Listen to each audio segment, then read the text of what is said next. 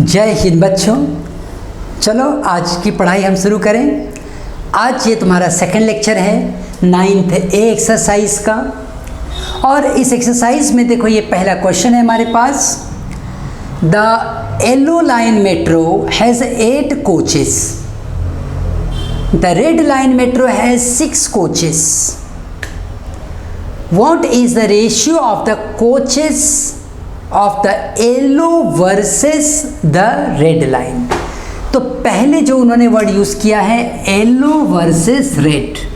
So yellow में कितने coaches हैं 8, रेड में कितने कोचेस हैं 6।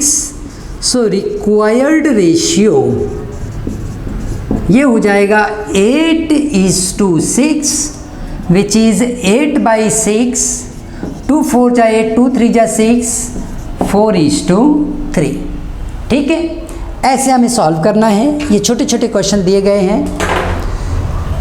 The price of all the television in a shop are increased by 8%। ये अगला क्वेश्चन है, मैं क्वेश्चन लिख देता हूँ। 5th question, the price of all the television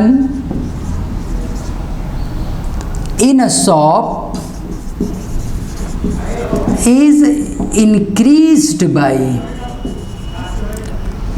8%, and you have to calculate the new price of a television. The new price of the television that original costs rupees 25,000.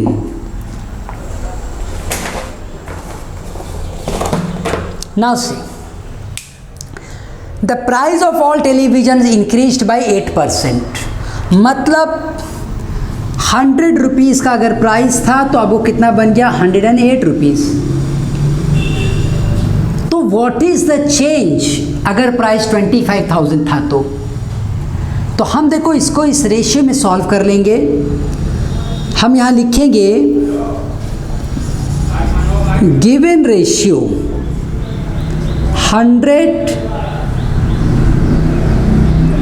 to 108। यहाँ पे लिख दो as increase is of 8%। 8% मतलब हर 100 रुपये पे 8 रुपया बढ़ा दिया। तो 100 रुपये की चीज़ थी तो 108 कर दिया। तो 25,000 का अगर प्रोडक्ट है तो उसे कितने में कन्वर्ट करोगे। सो लेट द, यहाँ पे क्वेश्चन मार्क भी लिखो, इसको कर दो x और बना दो क्वेश्चन मार्क। यहाँ पे बता दो x is new price of television. इस टीवी का ये न्यू प्राइस है। तो रेशियो वाइज अगर मैं चलूँ तो 100/108 इक्वल्स टू 25,000/x। 108 25,000/x। मैं इसी रेशियो को देखो ऐसे भी लिख सकता हूँ।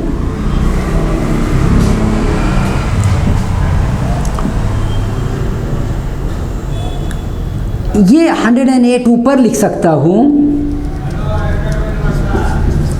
और 100 नीचे।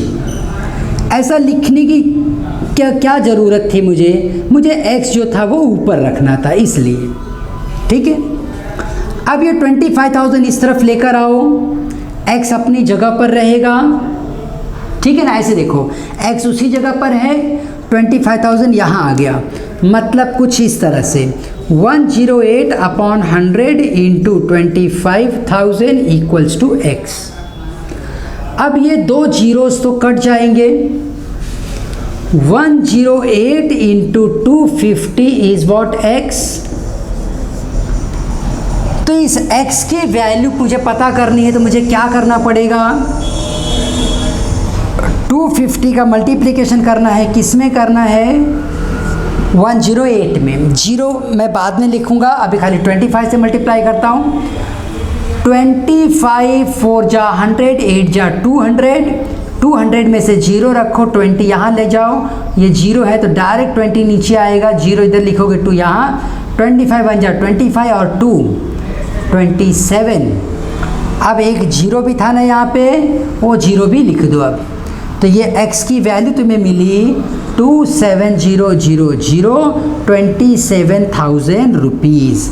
तो ये x के सिंबल है 27,000 रुपीज़।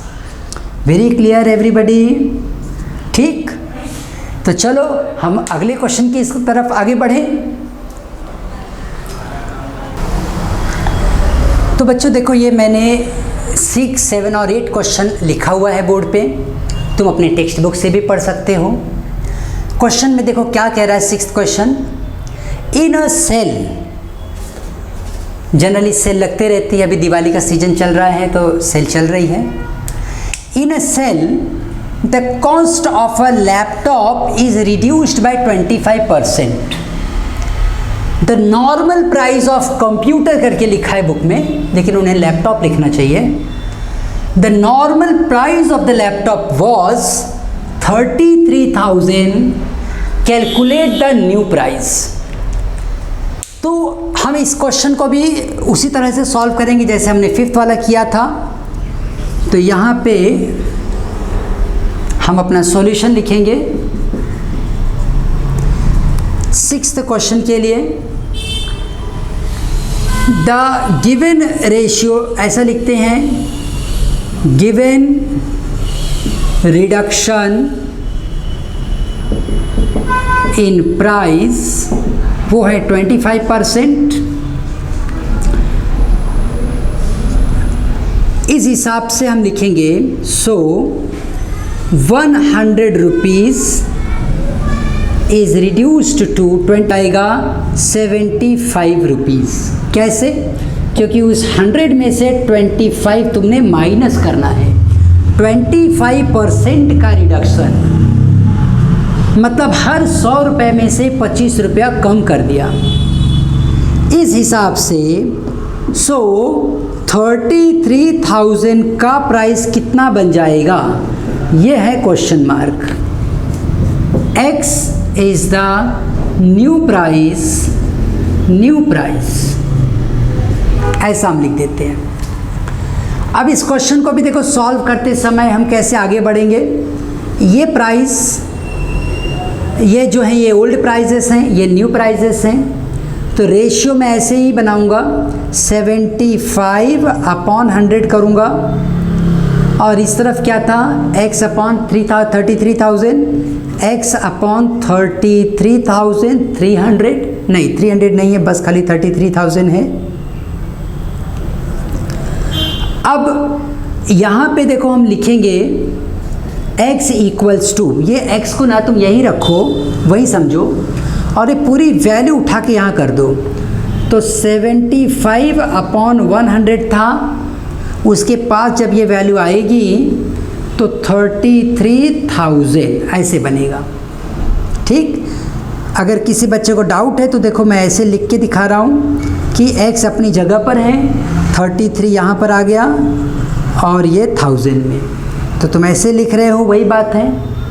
कंसीडर करो x अपनी जगह पर ही रुका हुआ है, 33,000 उठ के यहाँ पर आ गया, इस तरह से। अब दोनों जीरोस तुम कैंसिल कर दो, x की वैल्यू होगी 75 × 330। यहाँ पे अपना रफ कैलकुलेशन कर लेते हैं, 75 से मल्टीप्लाई कर दो, 500, 5 3 जा 15 का 1, 5 3 जा 15 एंड 1 16। अब 700, 7 3 जा 21 का 2, 7 3 जा 21 का 2। अब ये वैल्यूज़ आ गई, 5 आ गई, 7 आ गई, 4 आ गई, 2 आ गई। तो x की वैल्यू है 24750, x की वैल्यू मिली 24750। तो ये नया डिस्काउंटेड प्राइस रहेगा, ठीक है ना, 24,750 जो मिलेगा 25% डिस्काउंट के बाद। 100 रुपये की चीज़ 75 में बन रही थी, उस रेशियो में, उस हिसाब से 33,000 की चीज़ अब कितने में मिलेगी? 24,750 में। ये होता है कंपेयरिंग क्वांटिटीज़ का यूज़। ठीक है, अब चलो हम अपने सेकंड क्वेश्चन मतलब 7th क्वेश्चन को सॉल्व कर लेते हैं, उसका भी सॉल्यूशन निकाल लेते हैं। 7th क्वेश्चन में देखो कह रहे हैं ना, one piece of the pipe 21 meters long is to cut into 2 pieces with the length of the pieces being in the ratio of 2:5. What are the length of the pieces?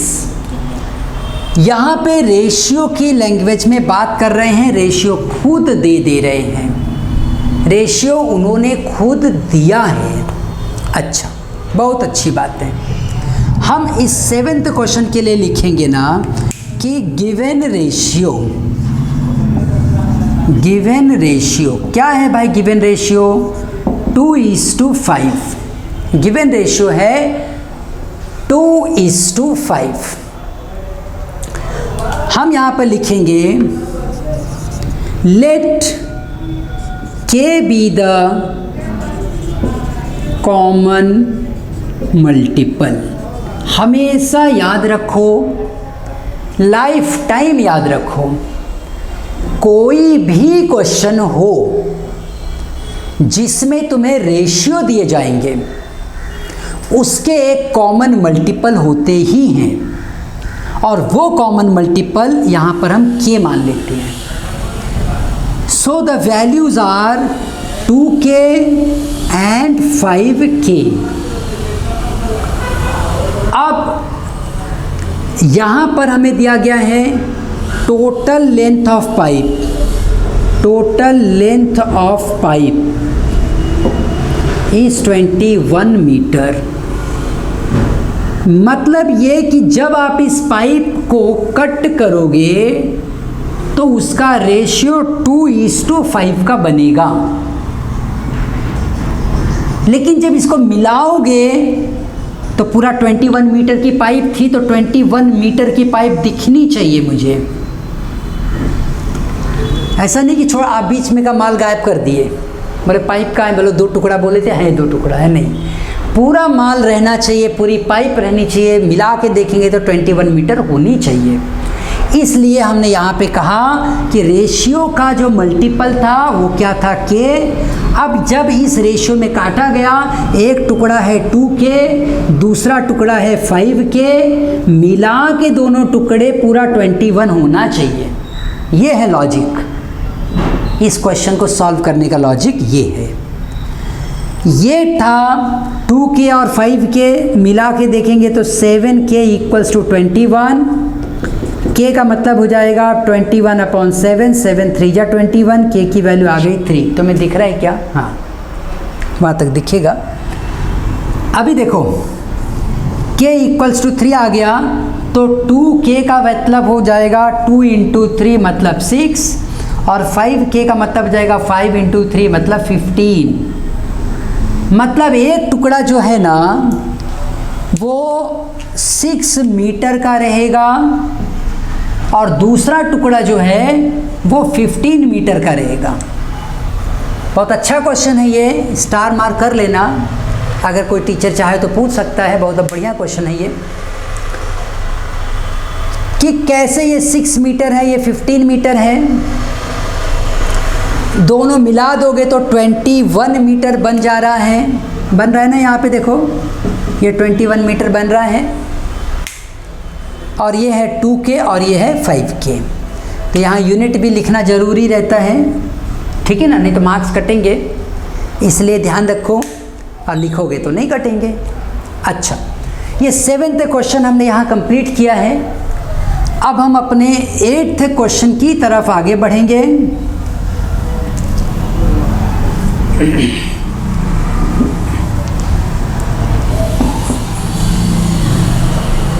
8th question देखो हमसे क्या कह रहा है। 8th question कह रहा है ना कि a picture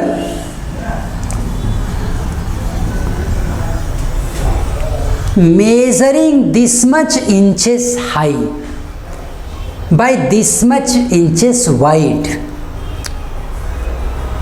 ऐसे कोई फोटो है, उसकी विड्थ कितनी है, ऐसे भी होती है फोटोज, ऐसी वाली फोटो है, इसका विड्थ अगर बोलूं तो ये है 5 इंचेस का और ये है 3.5 इंचेस का, ठीक है। ऐसे यहाँ पे कोई फोटो बना होगा बढ़िया सा। सन को तो हम जरा ऐसे दिखाएंगे,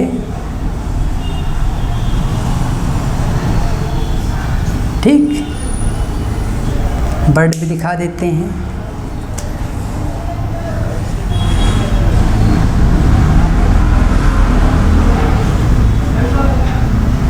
ठीक है, ऐसा नदी वदी, हाँ ऐसा बढ़िया सा फोटो।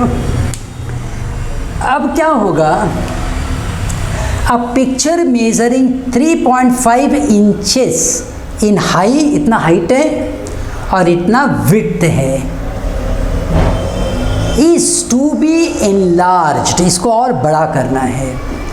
जब बड़ा करोगे ना, रेशियो नहीं बदलेगा, so that the width is now 9 inches, width को 5 इंचेस के बदले में कितना कर देना है, नया वाले में 9 कर देना है।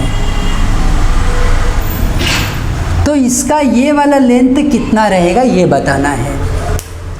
याद रखो, हम जब फोटोज़ को कंप्यूटर्स वगैरह में भी, जब तुम कोई फ़ोटो देखो छोटा रहता है तुम इसे बड़ा करते हो तो उसका विड्थ भी बढ़ेगा और हाइट भी बढ़ेगी, है ना, दोनों तरफ से वो बढ़ जाता है।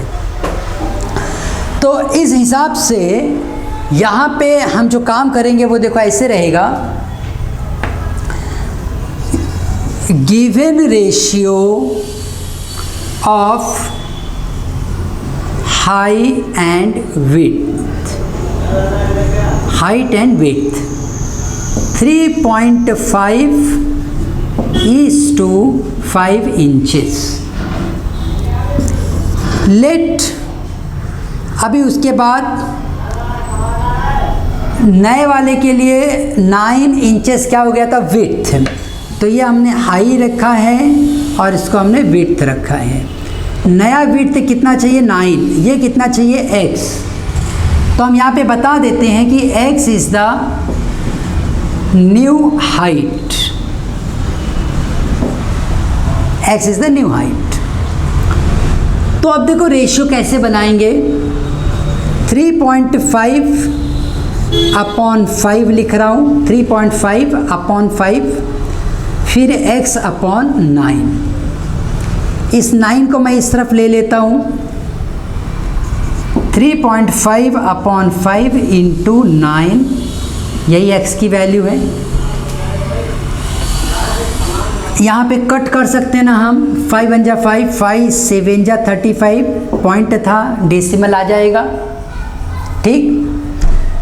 अगर डिवीजन में तकलीफ़ लग रही तो देखो मैं ऐसे डिवाइड कर रहा हूँ, 5 0 पॉइंट, क्योंकि ये पॉइंट था इसलिए 7 × 35, ऐसा हुआ। अब मुझे मिल गया x की वैल्यू मिल गई 0.7 इंटू 9। इस 0.7 को जब मैं 9 से मल्टीप्लाई करूँगा तो 9 7 × 63 बनेगा, ये लिखा मैंने 63, एक डिजिट के बाद डेसिमल, तो x की वैल्यू हो गई 6.3 और ये इंचेस है, ऐसा हम बता देंगे। ये सिंबल है इंचेस का, 2 डैश डाल देंगे ना, वो इंचेस का सिंबल हो जाता है। तो ये रहा इस न्यू विड्थ, यहाँ पे विड्थ दिया था न्यू हाई, तो 3.5 अब क्या बन जाएगा, 6.3 इंचेस, ऐसे। तो बच्चों अब फिर हम मिलेंगे अपने अगले लेक्चर में, टाइम है थोड़ा, लेक्चर और आगे कर सकते हैं। चलो मैं अगले क्वेश्चन भी लिख देता हूँ, हम बढ़ते अभी अपने अगले क्वेश्चंस की तरफ।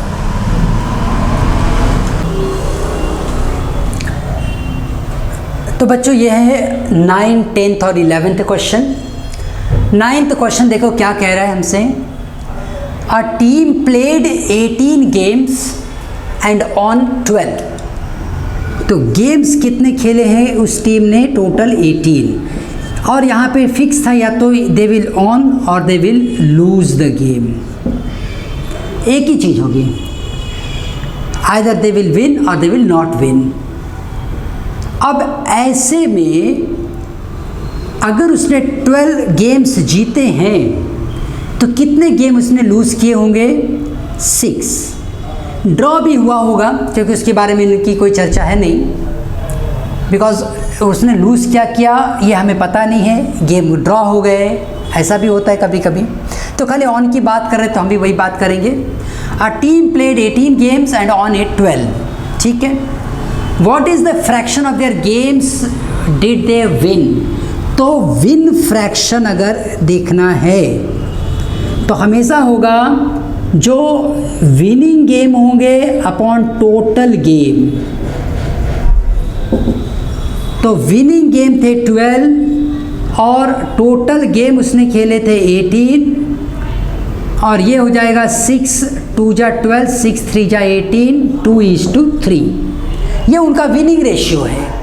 3 मैच खेलेंगे ना तो 2 मैच वो जीतेंगे ही जीतेंगे, ये होता है विनिंग रेशियो, और ये है मतलब इस रेशियो का। दूसरा इसी में क्वेश्चन पूछ रहे हैं what percent of their game did they win. जब मुझे परसेंट पता करना है तो देखो मैं कैसे करूँगा। To find percent of win equals to win by total game into 100 कर दो, तुम्हें परसेंट मिल जाएगा। तो परसेंट निकालते वक्त हम इंटू ऐसा कर देंगे तो विन यहाँ पे होगा 12/18 इंटू 100। 18 1 जा 18 कट, ऐसे हम करते हैं, ऐसे चलते हैं हम। अगर मैं सीधे सीधे 100 को ही डिवाइड करूं तो 18 5 जा 90 हो गया, फिर 10 आया, डेसिमल लगाओ, फिर 0 लेके फिर 90, ये आता रहेगा 5.55, लास्ट में 56 कर देता हूँ। 12 इंटू 5.56, 5.56 को तुम 12 से मल्टीप्लाई कर दो,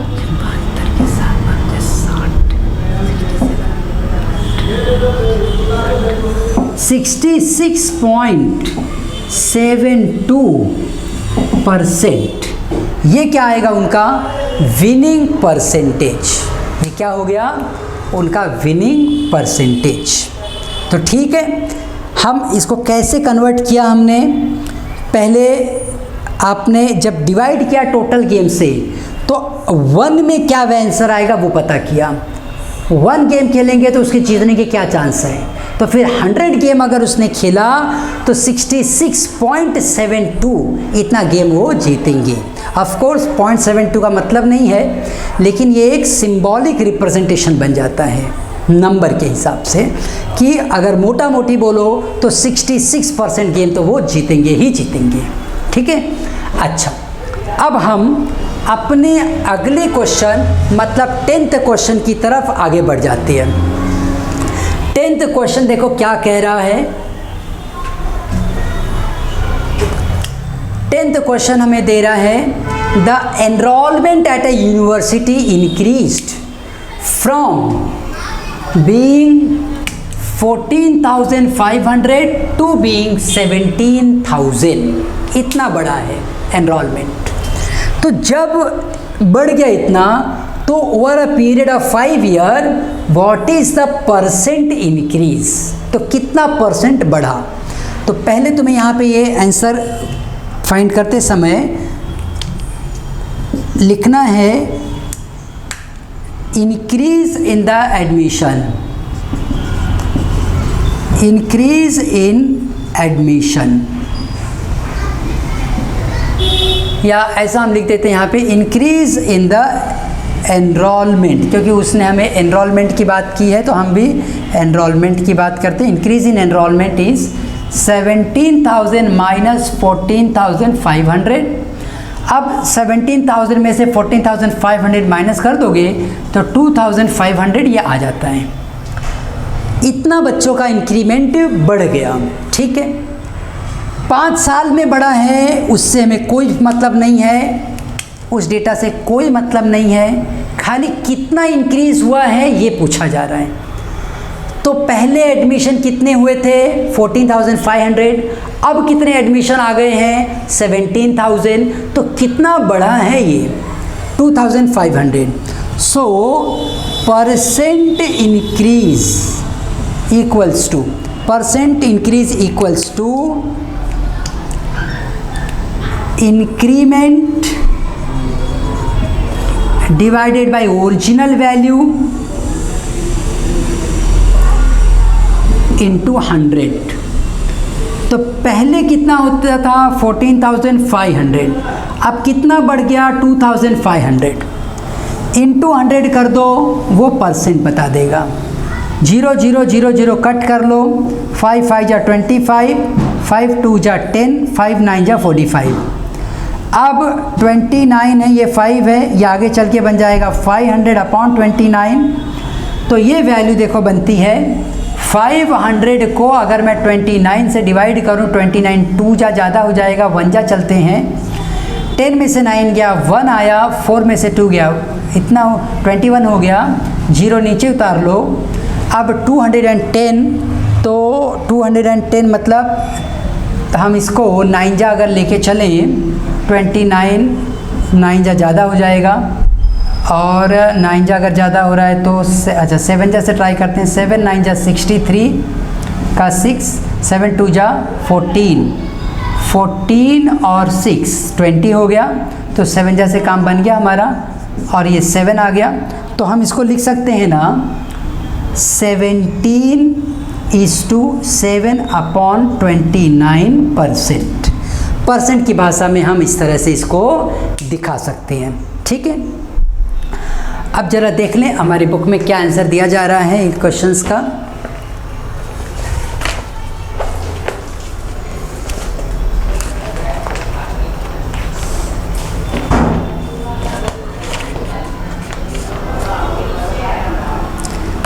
नाइन ए का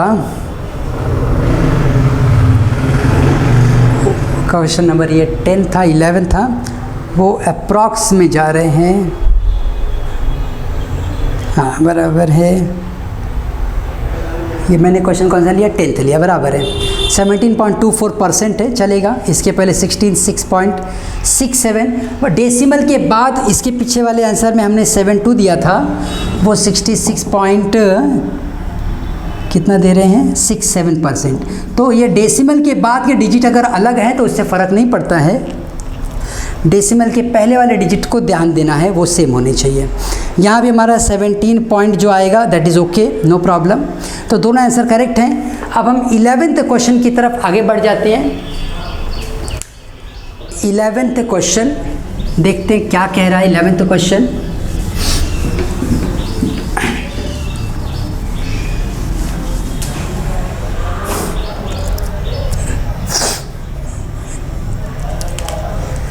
द रियल इस्टेट एजेंट, कोई ब्रोकर थे, एजेंट थे, उन्होंने शीला जी को बताया कि आपके घर का जो प्राइस था वो एप्रिसिएट हुआ मतलब बढ़ गया है। अभी क्या वैल्यू है, जब आपने ख़रीदा था तो उसकी वैल्यू इतनी थी, अब उसकी वैल्यू इतनी हो गई है।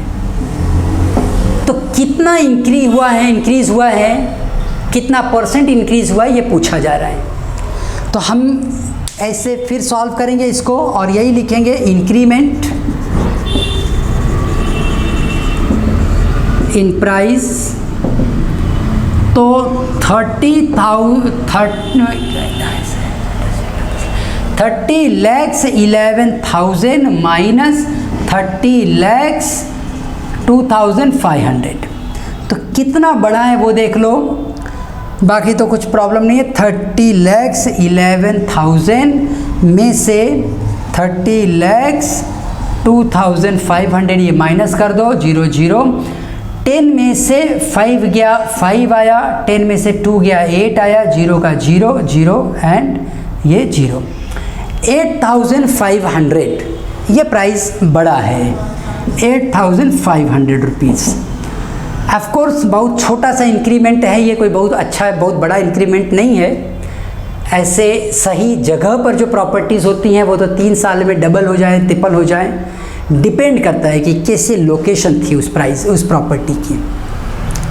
अच्छा, अब in other word it has gone from, कितना परसेंट इंक्रीज हुआ है? परसेंट इंक्रीज हमेशा देखो, परसेंट इंक्रीज या परसेंट अचीवमेंट निकालना होता है तो तुम ऐसे करते हो ना, तुम्हारे टोटल कितने मार्क्स के एग्ज़ाम हुए, total marks then marks obtained into 100, ऐसे ही निकालते हो। वही काम हमें यहाँ भी करना है कि क्या था total initial price. Initial price था 3,002,500, 30,25,500। कितना इंक्रीमेंट हुआ है? 8,500। आगे बढ़ रहे हैं, 85/30025 इंटू 100। इसको मैं और छोटा कर सकता हूँ, इसको 5 से कट किया, 5 1 जा 5, 5 7 जा 35, 30025 है, इसको भी 5 से डिवाइड करेंगे, 5 6 जा 30, ख़त्म।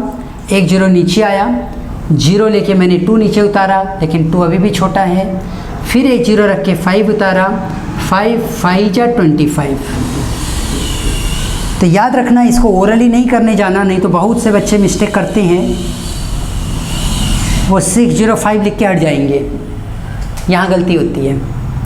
ये 605 ऐसा है, सॉरी।